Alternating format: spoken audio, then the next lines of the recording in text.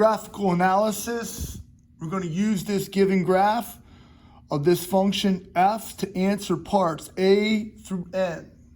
So let's take a look at this. I'm going to try to get as much of this in the picture as I can, and then we're going to start analyzing it. Find f of 0. So what this means is when x equals 0, what's y equal? So when x equals 0, notice, when x equals 0, y equals 3. When x equals -6, notice y equals -3. Find f of 6. So when x equals 6, y equals 0. 6, 0. So when x equals 6, y equals 0. Find f of 11. When x equals 11, y equals 1. Is f of 3 positive? So when I go to the right, 1, 2, 3, and I go up to the graph, notice that is going to be above the x-axis. So f of 3 is positive. I abbreviated. F of -4. Negative 1, 2, 3, 4. Notice the graph at -4 is going to be negative. For what values of x is f of x equal to 0? So it's asking, where does y equal 0? F of x can sometimes be written as y. So where does y equal 0? Notice y equals 0 at -3. Notice y equals 0 at 6. And y equals 0 at 10.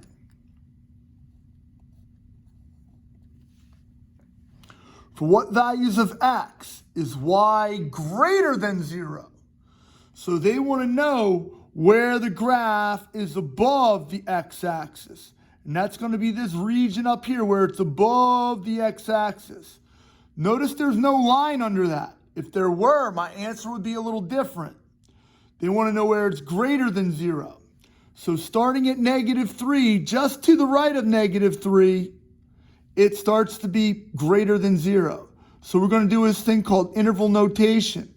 So just to the right of -3, so we put a parentheses, all the way over to 6.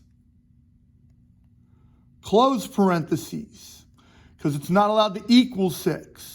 If it were equal to 6, I would put a bracket on that 6. Then it's going to be below the x-axis for a little while. I put a union. That means or. Then it starts to be above the x-axis at 10. Not equal to 10, at 10. It can't equal 10 because the y value is 0. Then the last number, the last x value is 11. Now this is kind of tricky, but because it ends above the x-axis, I put a bracket on that 11. So open parentheses, -3, comma, 6, close parentheses, union, open parentheses, 10, comma, 11, close bracket. That's a tough one. What is the domain of f? So what's the furthest left x value? Notice the furthest left x value is -6. Is that a closed circle on the -6? Yes. I put a bracket on the closed circle, -6. What's the furthest right value? Furthest right x value. That's going to be 11. So it goes from -6 all the way over to 11, bracket. It's called interval notation. What is the range? The range asks the lowest y value. So the lowest y value is -3. And it's a closed circle. So I'm going to put bracket -3, comma. What's the highest y value? It's not over here. It's actually up here. The largest y value is 4. So it goes from -3y value to 4y value.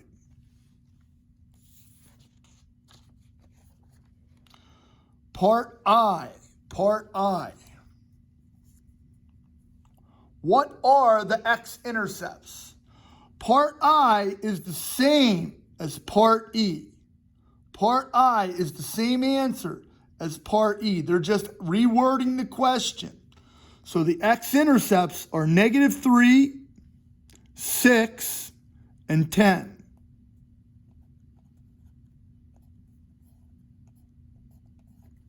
What is the y-intercept?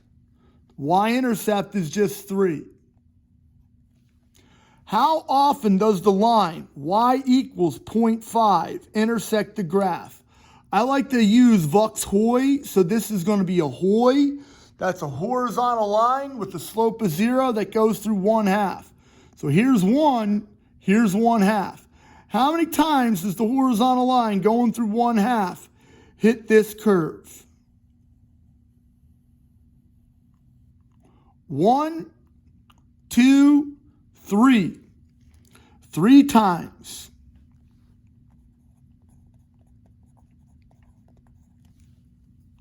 How often does the line x equal 5 intersect the graph?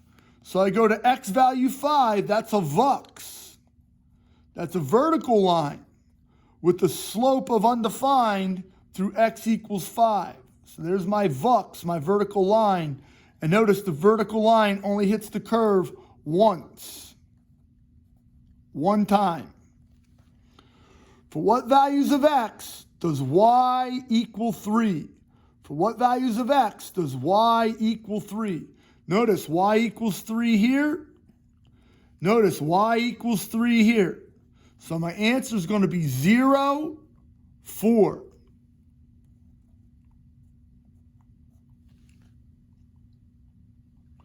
For what values of x does y equal -2? For what values of x does y equal -2? Y equals -2 here, so it's -5 is the x value. Y equals -2 here, so it's 8 for the x value.